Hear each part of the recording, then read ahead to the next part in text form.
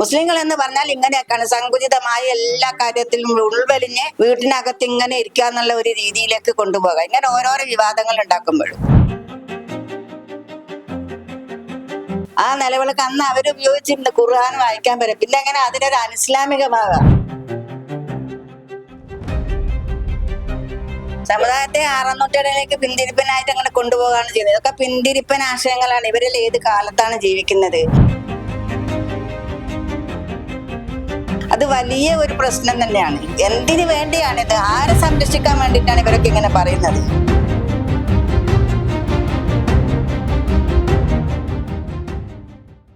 നമസ്കാരം. ഇക്കഴിഞ്ഞ ദിവസം പേരാമ്പ്ര MLA ഫാത്തിമ തഹ്ലിയ ഒരു ചടങ്ങിൽ വെച്ച് നിലവിളക്ക് കൊളുത്തിയതുമായി ബന്ധപ്പെട്ടുള്ള വിഷയം ഇപ്പോൾ വലിയ വിവാദമായിരിക്കുകയാണ്. സമസ്ത ഇത് സംബന്ധിച്ച് അനിസ്ലാമികമാണ് നിലവിളക്ക് കൊളുത്തൽ എന്ന് പുറപ്പെടുവിച്ചുകൊണ്ട് ഒരു പ്രസ്താവനയും പുറത്തിറക്കുകയുണ്ടായി. ഇപ്പോൾ ഈ ഒരു വിഷയത്തെക്കുറിച്ച് നമ്മളോട് പ്രതികരിക്കുന്നത് മുസ്ലിം സമുദായത്തിലെ സ്ത്രീകളുടെ ഉന്നമനത്തിന് വേണ്ടി പ്രവർത്തിക്കുന്ന നിസ എന്ന സംഘടനയുടെ പ്രസിഡന്റ് ആയിട്ടുള്ള VP സുഹറയാണ്. ഇപ്പോൾ ഈ ഫാത്തിമ തഹ്ലിയയുടെ ഈ ഒരു നിലവിളക്ക് കൊളുത്തൽ വലിയ വിവാദമായിരിക്കുകയാണ് അല്ലെ? എന്താണ് ഇതിനെ കുറിച്ച് പറയുന്നത്? അതെങ്ങനെയാണ് അനിസ്ലാമികമാകുന്നത്? ഇത് പഴയ കാലങ്ങളിലെ ഖുർആൻ വായിച്ചതൊക്കെ ഇതേപോലുള്ള നിലവിളക്ക് കൊളുത്തിയിട്ടായിരുന്നു. അന്ന് മണ്ണെണ്ണയും കറണ്ടും ഒന്നും ഇല്ലാത്ത കാലഘട്ടത്തിൽ ഞാൻ ഇത് ഉപയോഗിച്ചിട്ടാണ് ഖുർആൻ വരെ വായിച്ചിരുന്നെന്നാണ് ഞാൻ മനസ്സിലാക്കുന്നത്. അതേ പ്രധാന കാരണം, ഞാൻ എൻ്റെ പുസ്തകം എഴുതുന്നതുമായി ബന്ധപ്പെട്ടുകൊണ്ട് ഞാൻ പല മക്ബറകളിലേക്കും പോയിട്ടുണ്ടായിരുന്നു. ആ മക്ബറകളിലൊക്കെ തന്നെ ആ പഴയ കാലത്തെ നിലവിളക്കുണ്ട്. ആ നിലവിളക്ക് അന്ന് അവരുപയോഗിച്ചിരുന്ന ഖുർആൻ വായിക്കാൻ പറ്റും, പിന്നെ എങ്ങനെ അതിനൊരു അനിസ്ലാമികമാകാം? അത് ഹിന്ദുക്കൾ ഉപയോഗിച്ചതുകൊണ്ട് അത് അനിസ്ലാമികമാകുമോ? ഇപ്പോൾ ഇതിനു മുൻപും PK അബ്ദുറബ് വിദ്യാഭ്യാസ മന്ത്രിയായ കാലത്ത് ഇതുപോലെ ഒരു നിലവിളക്ക് കൊളുത്തൽ വിവാദം ഉണ്ടായിരുന്നു.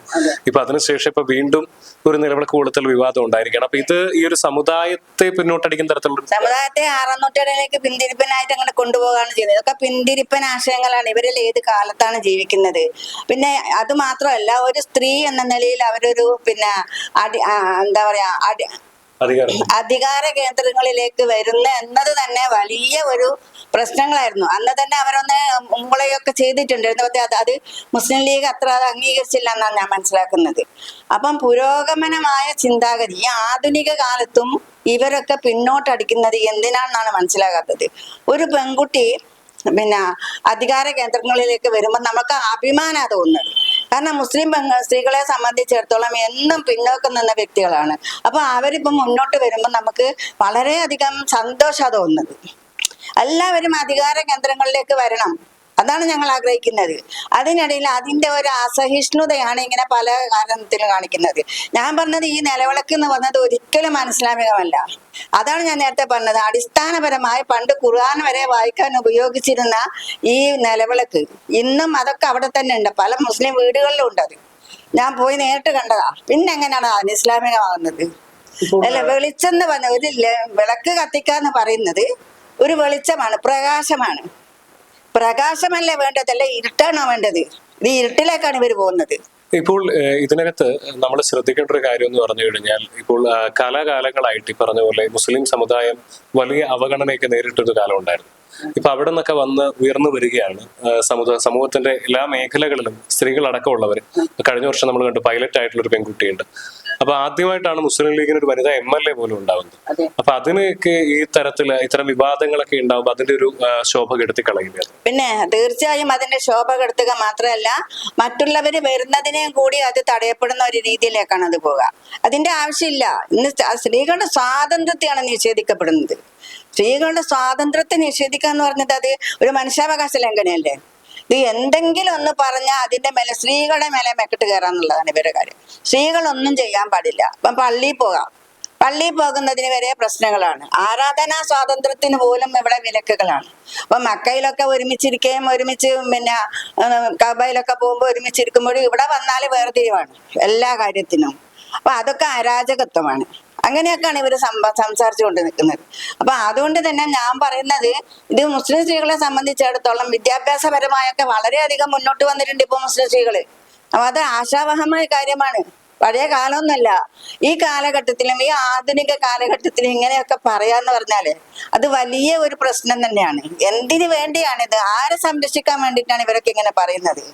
മതത്തെ സംരക്ഷിക്കാനാണോ? മതവിശ്വാസം എന്നത് ഓരോ വ്യക്തികളുടെയും കാര്യങ്ങളാണ്. അല്ലാതെ അത് എല്ലാ സ്വാതന്ത്ര്യത്തിലും കൈകടത്താന്ന് പറയുമ്പോൾ അതന്നെ മുസ്ലിം ലീഗ് എടുത്ത നിലപാട് വളരെ നല്ല നിലപാടാണ്. മുസ്ലിം ലീഗ് എടുത്ത നിലപാട് ഇതുവരെ ആദ്യമായിട്ടാണ് ഒരു പെൺകുട്ടി, ഒന്ന് വിദ്യാസമ്പന്നയായ ഒരു പെൺകുട്ടി, വളരെ ശക്തയായ, വളരെ എന്താ പറയാ, നല്ല ഒരു കഴിവുള്ള ഒരു പെൺകുട്ടിയാണ്. അവര് അവരെ തളർത്താനുള്ള ശ്രമം നടത്തുന്നത്. അതൊക്കെ വലിയ കഷ്ടപ്പെട്ട കാര്യമാണ്. എന്തിനാണ് ഇങ്ങനെയൊക്കെ ചെയ്യുന്നത്? ഇവരൊക്കെ ഏത് ലോകത്താ ജീവിക്കുന്നത്? ഏത് നൂറ്റാണ്ടിലാ ജീവിക്കുന്നത്? ഇതാണ് ഞാൻ പലപ്പോഴും ചോദിച്ചുകൊണ്ട് നിൽക്കുന്നത്. ഇനിയും ഇവർക്കൊന്നും വെളിവ് വന്നിട്ടില്ല എന്നാണ് ഞാൻ ചോദിക്കുന്നത്. അത് മാത്രമല്ല, മറ്റുള്ളവർക്ക് ഒരു പരിഹാസ്യ രൂപത്തിലാണ് മുസ്ലിങ്ങൾ എന്ന് പറഞ്ഞാൽ ഇങ്ങനെയൊക്കെയാണ് എന്ന രീതിയിലേക്ക് മാറ്റിയെടുക്കുക ചെയ്യുന്നത്. അതാണ് പ്രശ്നം. മുസ്ലിങ്ങൾ എന്ന് പറഞ്ഞാൽ ഇങ്ങനെയൊക്കെയാണ്, സങ്കുചിതമായ എല്ലാ കാര്യത്തിലും ഉൾവലിഞ്ഞ് വീട്ടിനകത്ത് ഇങ്ങനെ ഇരിക്കുക എന്നുള്ള ഒരു രീതിയിലേക്ക് കൊണ്ടുപോകുക. ഇങ്ങനെ ഓരോരോ വിവാദങ്ങൾ ഉണ്ടാക്കുമ്പോഴും നിങ്ങൾക്കെല്ലാം അറിയാമല്ലോ, ഒരു പെൺകുട്ടി 10ാം ക്ലാസ് പാസ്സായ ഒരു പെൺകുട്ടിനെ ആദരിക്കാൻ വേണ്ടി സ്റ്റേജിൽ കയറിയപ്പോ സ്റ്റേജ് നാട്ടിപ്പുറത്താക്കിയ ആളുകളാണ് ഇവര്. അത്ര പോലും സ്ത്രീകള്, പെൺകുട്ടികള് അകത്ത് വരുമ്പം അസഹിഷ്ണുത കാണിക്കുന്നവരാണ് ഇവര്. അപ്പൊ ആ അസഹിഷ്ണുതന്റെ ഭാഗമായിട്ടാണ് ഇവരൊക്കെ ഇങ്ങനെ ചെയ്തുകൊണ്ട് നിൽക്കുന്നത്. ഈ പറയുന്ന വിവാദങ്ങളൊക്കെ അടിസ്ഥാനം ആവശ്യമില്ലാത്തതാണെന്നുള്ളത് പിന്നെ ഇതിൽ എന്താ അർത്ഥമുള്ളത്? എന്ത് ഇസ്ലാം വിരുദ്ധം എന്ന് പറഞ്ഞ എന്താണ് അതിലുള്ളത്? ഇസ്ലാം വിരുദ്ധം അതാണ് ഞാൻ ചോദിക്കുന്നത്. അങ്ങനെയാണെങ്കിൽ ആ കാലഘട്ടത്തിൽ എന്തുകൊണ്ട് അവർ ഈ നിലവിളക്ക് കത്തിച്ച് ഖുർആൻ ഓതി? അന്നതേ ഉണ്ടായിരുന്നുള്ളൂ. അത് പിന്നെ ഹിന്ദുക്കൾ ഉപയോഗിച്ചപ്പോഴേക്ക് അത് ഹിന്ദുക്കളതായോ? അല്ല, അത് വിശ്വാസത്തിന്റെ പേരിലായോ? അന്ന് എല്ലാ കാര്യത്തിനും ഉപയോഗിച്ച, വെളിച്ചത്തിന് വേണ്ടി എല്ലാം ഉപയോഗിച്ചിരുന്നത് ഈ നിലവിളക്കുകളാണ്. വെളിച്ചെണ്ണ ഇട്ടിട്ട് ഇങ്ങനെ തിരി കത്തിച്ചിട്ടുള്ള അതാണ് ഉപയോഗിച്ചിരുന്നത്. അതാണ് ഞാൻ പറഞ്ഞ, ഞാൻ പല സ്ഥലങ്ങളിലും പോയിട്ടുണ്ട്, പല മക്കബറുകളിലും പോയിട്ടുണ്ട്. ഈ ഉദ്ഘാടന ചടങ്ങുകൾ ഇത്തരത്തിൽ നിലവിളക്ക് കൊടുക്കുന്നത് വിശ്വാസത്തിന്റെ ഭാഗമായിട്ടാണെന്ന് കരുതുന്നത്? അല്ല, അതിലെന്ത് വിശ്വാസം വരുന്നത്? ഉദ്ഘാടനം എന്ന് പറഞ്ഞ സാധനത്തിൽ എന്ത് വിശ്വാസം നടത്തി വരുന്നത്? ഇതെല്ലാത്തിലും ഈ രണ്ട് വിഭാഗവും ഒരുപോലെ തന്നെയാണ്. ആരെ BJPന്റെ ആൾക്കാരായാലും നമ്മളെ മതസംഘടനകളായാലും അവര് രണ്ടുപേരും കാണിക്കുന്നത് ഇതേ നിലപാടുകൾ തന്നെയാണ്. ഇപ്പൊ കഴിഞ്ഞ ദിവസം മുട്ടായി കൊടുക്കുന്ന കണ്ടില്ലേ? ഒരു MLA ആണ് കാണിക്കുന്നത്, കുട്ടികൾക്ക് മേശപ്പുറത്ത് ഇട്ട് കൊടുക്കുക ചെയ്യുന്നത്. ഇതൊക്കെ എന്ത് വർഗീയതയുടെ കാര്യം തന്നെയാണ് അതൊക്കെ. അപ്പൊ അതിന്റെ മറ്റൊരു വശമാണ് ഇത് ഇങ്ങനെ പറഞ്ഞിട്ട് സ്ത്രീകളെ ഒതുക്കുക എന്നുള്ളത്. അപ്പൊ ഇതെല്ലാം കണക്ക് തന്നെയാണ്. രണ്ട് വശങ്ങളാണ്. RSS ആയാലും ഇവരൊക്കെ ഇങ്ങനെ തന്നെ പറഞ്ഞു കൊടുക്കുന്നത്. അതിനെ എന്തായാലും ശക്തമായി നമ്മളൊക്കെ എതിർക്കും.